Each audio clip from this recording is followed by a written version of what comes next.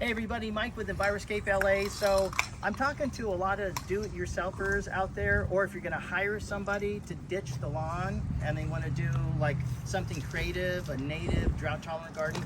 I wanted to give you some pointers on what you can do and what to look for in ditching the lawn and replacing it with low water usage. So these are the 5 elements that you need. Number one, after you've ditched the lawn, you wanna make sure that you pick through and get the bits of debris and lawn out of there. Most of it's going to die if you do that, but if you see big pieces, pull them out. And I tell you, if it's worth it to take the grass out and then rototill it, because then you can rototill all those big pieces and kind of screen them out. Number 2, what you want to do is you want to plan out your garden. So you want to go to your local nursery center and you want to see if you can get native. Number 1, you want to get a mixture of 80 to 90% native, and then 10 to 20% California friendly. So the reason you want natives is because natives actually feed the local biology. They feed the pollinators like nothing else.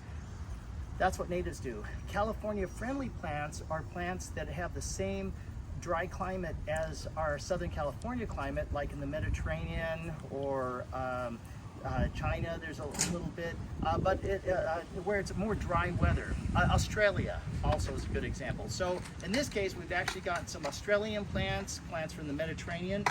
So give you an example. For example, these are this palm tree looking thing right here. It's an endangered species. It's called an Encephalardos. So we cut the big leaves off. It's going to get big 6-foot leaves on it, and it grows very, very slowly. It's called an Encephalardos. Super drought tolerant. It's from Mogadishu, Africa. Encephalardos altensteinii. We have here some Mexican primrose. These little ones here. It's from the dry southwest. These are penstemon, Catherine. The particular one is Catherine de Mer, and so penstemons are extremely drought tolerant. And then this is buckwheat. It's a red buckwheat. This one right here. So you can go to your local nursery, Irrigation buckwheat. So that's a true California native. And then if it's not native, then like I said, you want to do succulents, or you want to do Mediterranean plants. So this lavender, it practically lives on rainwater once it gets established. But and then this is a California mallow. It's a California native. And this is a true California native right here. This is the Baccharis pilularis pigeon point. So this is a dwarf Baccharis plant. So it's extremely drought tolerant, pretty much lives in water. But here's the key. If you plant natives and drought tolerant, remember this, they always get water at the nursery. Almost every day they get water. And so you want to continue that in the landscape, and then eventually as they get acclimated, you want to start tapering the water down. I get calls 2 or 3 times a year from concerned clients. They ask me, Mike, I need you to come out. Gardeners put our native landscaping in and it's all dead. And I asked, well, how often are you watering? Well, the gardener said it's native. It only needs water once a week, once every 2 weeks. Well, I promise you, that's a recipe for disaster. If you water plants from the nursery, but if you plant them and water them once a week or once every 2 weeks, they will die. So they do need to get watered every day because that's what they're used to, and then you gradually taper off. Here's a Sago Palm. It's not a California native, it's from Asia, but it's extremely drought tolerant once established. Here's another big one. These are carex grasses. They're extremely drought tolerant. And then we have some more of the aloes right here. This particular one here is the Irrigation giganteum, and so it actually grows a lot taller than the native buckwheat that we mentioned earlier. I do have a Dr. Hurd manzanita right over here, and then some salvia. These are California natives. These are the Rus californica. They only get about, say, this tall. So that's another thing you want to remember too, is you want to remember that anything you put in, they're actually high maintenance plants. Even California natives can be high maintenance or low maintenance. So if we got the Rus integrifolia, which grows like 10, 12 feet tall, That wouldn't work here because you'd have to be out here every weekend trimming it. So you want to make sure that you get something that's appropriate for the space. So about 3-4 feet is about as tall as we want to get here. Also too, throughout the landscape, you want to notice that we have a Rainbird copper shield drip irrigation technology here, and it's about every 12 inches. So my foot is about 12 inches big, and so yeah, it's about every 12 inches. You want to build a grid along the whole landscape because that's what gives you complete coverage over everything. And then right here is the Rainbird drip irrigation timer, and so that's what it looks like. Right now it's off, in the off position. Here's the valve. That's what it looks like. You want to make sure that if you have a professional that they put in that particular valve. It's called an LFV, low flow valve, and it has a pressure regulator and it has a filter in it so you can clean out any debris that is in the main water line.